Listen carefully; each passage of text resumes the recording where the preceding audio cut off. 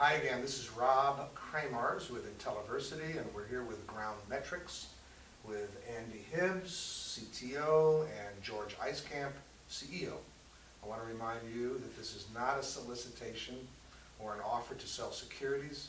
This is a training video for entrepreneurs and investors. What makes this a particularly interesting company is the groundswell, to coin a phrase, of the groundswell of interest among investors here in San Diego in this company and in Ground Metrics. What I want to ask you, gentlemen, is what advice can you give other entrepreneurs in the fundraising process? What should they know that you've learned that wouldn't be obvious? When or if you're pitching the angels, you have to really focus on cash flow and the financial model. Everybody cares about what's your angle, what's your market, etc. And then that's sort of obvious. But the angels really want to dig in and understand what's the risk level, what's the likelihood of the venture succeeding or failing, and to do that it comes down to cash flow. So they want to look at your 5-year financial model and look at every month and see if it makes sense and see how your estimates are and see if you're really going to be able to get from month to month. And VCs, on the other hand, by the time you get to the finance slide, they're either lost or they're sold. Right? They want a big opportunity, a market that you can dominate and move fast into. Right? And so they're not really cared about the month to month so much. The pitch ends up looking the same, but the line of questioning is very different. And so if you're pitching to both, I think you need to be prepared to defend all slides in depth because they look at it different ones differently. Got it. Thank you, Andy. Well, the thing I've learned or more been surprised about is just about how we were going to raise money. We thought of going to Norway and Houston because that's where the industry is and a lot of the investors, people who make money, live.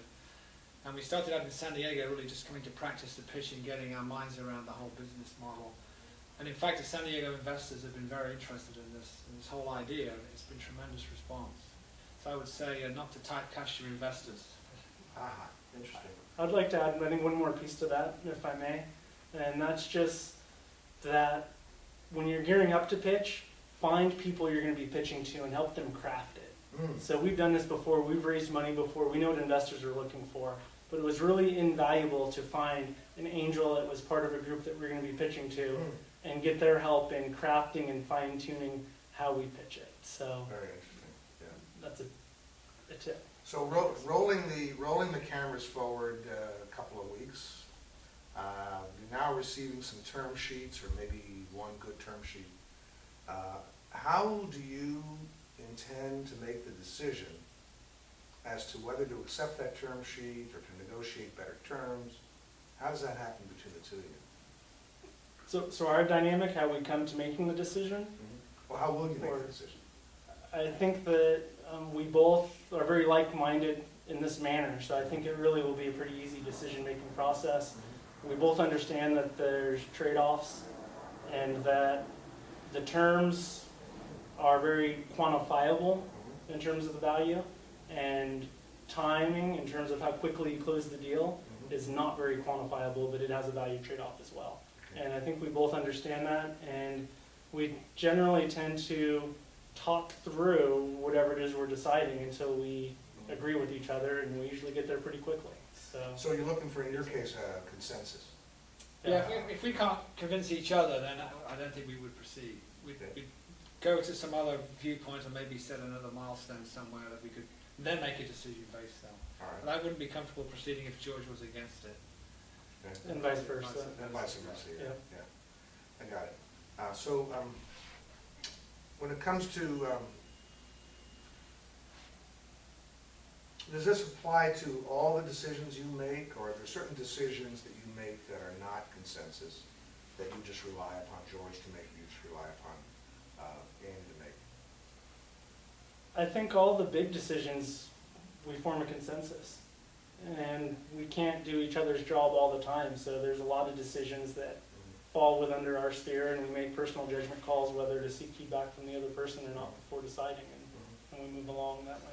Do you ever find yourself wishing that the other one had consulted you on a decision? You can tell the truth here. Had consulted you on a decision that he just made on his own, and you wish he'd consulted you on that? I I can't think of anything. one. Yeah, I can't think of one. Our offices are right next to each other. We have open door policies. We interrupt each other continually throughout the day and respond very quickly to each other's emails. So I don't think we hesitate to ask anything because we respond so quickly to each That's other. very important. So that allows us to not have to go out on a limb, I think. So conversely, do you ever have you ever reached a point where you just want to say to the other, okay, just make the decision, leave me out of this one? You've actually said that sometimes. Yeah, quite often. In fact, George wrote the pitch for the most recent investments we've been doing, and I didn't even see it till the day before the actual big day. And so it wasn't like he needed any approval from me, and I wasn't even thinking I would want to change anything. I was just making sure I was up to speed on the current thinking on the finance model and how things had worked out. So we certainly don't go to great lengths editing each other's stuff. We're both comfortable sending something out just as is and only seek input when we need it. There's Now- any need to sort of get approval in the other side. Well, let's take that thought one step further. This is interesting. So you're the CEO, you're the CTO, but you're the majority, the largest shareholder. So who reports to who? We report to each other. So, yeah. His boss, he's my boss. Okay. Yeah, I do what George says he needs me to do, and I'm happy doing it and letting George do all the other stuff. Got it. And So how do you handle accountability? In other words, do you check back with each other on the completion of projects? What's the standard of accountability between the two of you? I think we do it naturally. Neither of us, I'll speak on your behalf, correct me if I'm wrong, but I don't think either of us feels like the other one is managing each other, and we're both very enthusiastic about this. And Okay. when we complete things or we achieve a milestone, or we're excited and eager to share with each other, and when we're having struggling, we also seek each other's feedback and insights. So I think it happens. What about with other people lower down in the organization, next level down? Do you have different styles of management and accountability of other people under you? And how do you differ? We do. I've been leading them all. Okay, well, I think we're both very fair. I trust George's judgment on people, but I've noticed that I'm always inclined, especially on a technical side, because sometimes there's a very hard problem, to give somebody a second chance to try and resolve something. So I'm generally inclined to give a bit of slack, but I've noticed that George never is. So you really have to convince George. Someone's made a mistake that you can let it go.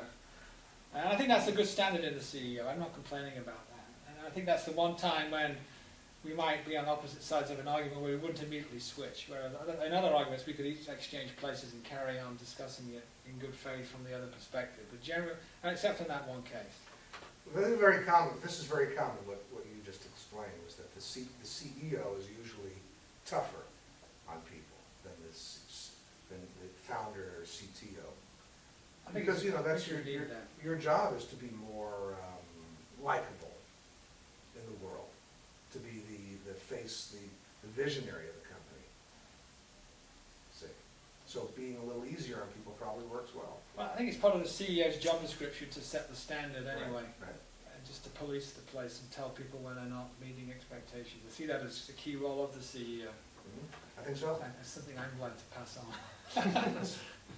So now, do you guys get into brainstorming sessions where you bat around ideas and come up with new solutions, or do you just do it on your own? We quite frequently do. Really in an ad hoc manner, and I wouldn't say quite weekly, but sometimes on it a might case be by on a case weekly basis, yeah. Okay. And so, last question would be, in the world of business, a pivot point is almost always occurs in the first year or two, maybe more than one. And so, have you yet reached a point where you were up against it, and a decision had to be made to make a right turn or a left turn in the way you conduct your business? Yet.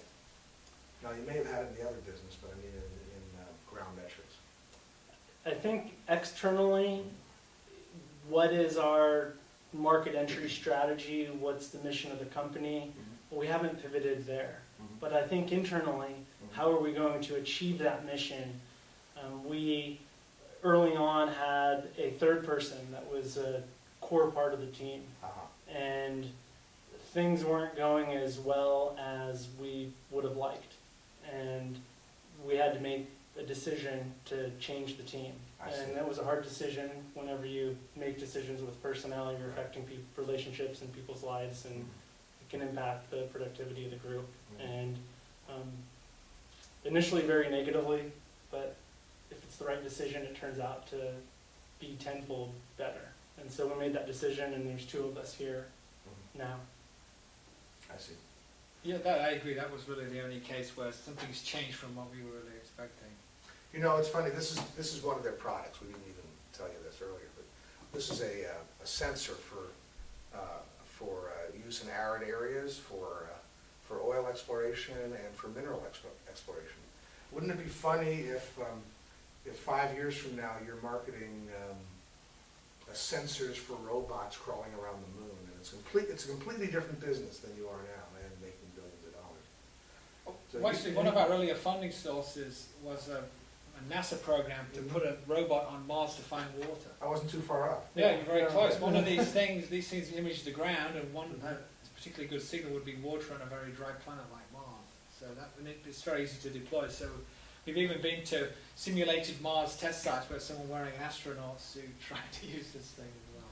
So stay tuned. A year from now, we'll come back and we'll find out how many times they've had to change the entire business plan between the time they go public and now. So thank you very much. This is Intelliversity with Ground Metrics.